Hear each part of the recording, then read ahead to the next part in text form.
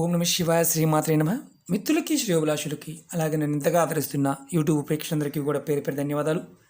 మిత్రులరా, మీ అందరికీ కూడా పరాదేవత ఎల్లవెల్లలా మీతో ఉండి మీ మనోవాంఛ నెరవేర్చాలని మనస్ఫూర్తిగా కోరుకుంటున్నాను.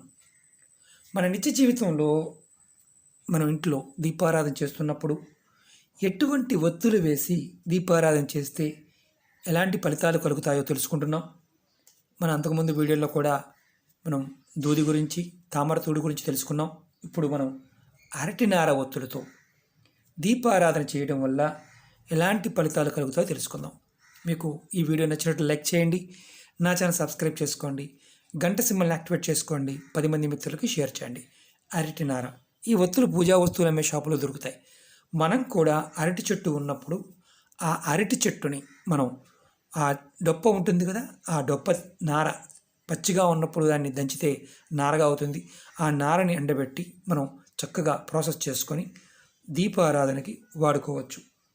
అరటి నార ఒత్తులతో మనం దీపారాధన చేస్తే మన ఇంట్లో ఆ ఇంట్లో ఎవరికైతే మంచి సంతానం కలగాలి అని కోరుకుంటారో వారికి ఉత్తమమైన సంతానం కలుగుతుంది. అలాగే మనకి కొంతమంది పెద్దలు శాపాలు ఉంటాయి, తల్లిదండ్రులే పిల్లల్ని శపిస్తూ ఉంటారు.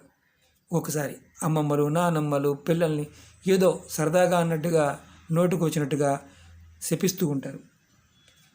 అలా శాపాల వల్ల మీ జీవితాల్లో ఇబ్బందులు ఎదుర్కొంటున్న వారు ఎవరైతే ఉంటారో అరటినార ఒత్తులతో మీరు దీపారాధన చేయండి. ఖచ్చితంగా మీకు ఆ శాప విమోచన కలుగుతుంది. అంటే ఒకేసారి కలగదు, అలా చేస్తూ ఉండాలి. ఇది ఏ రోజునైనా చేస్తూ ఉండవచ్చు. అలాగే మీరు కులదేవత, మన కులదేవత అనుగ్రహం అనేది మనకి ఎప్పటికీ ఉండాలంటే అరటినార ఒత్తులతో దీపారాధన చేస్తే మనకి ఎప్పటికీ కూడా కులదేవత యొక్క అనుగ్రహం ఉంటుంది. అలాగే మనకు మనశ్శాంతి లేదు అనేవారు ఎవరైతే ఉంటారో వారందరూ కూడా మనశ్శాంతి కోసం అరటినార ఒత్తులతో దీపారాధన చేయండి. ఖచ్చితంగా మీకు మనశ్శాంతి అనేది వస్తుంది.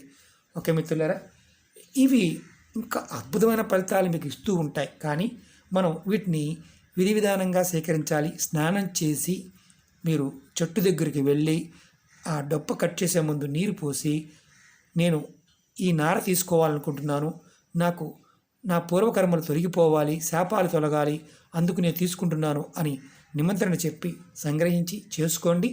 ఖచ్చితంగా మీకు అద్భుతమైన ఫలితాలను పొందుతారు. మీ కులదేవత యొక్క అనుగ్రహం కూడా మీకు కలుగుతుంది.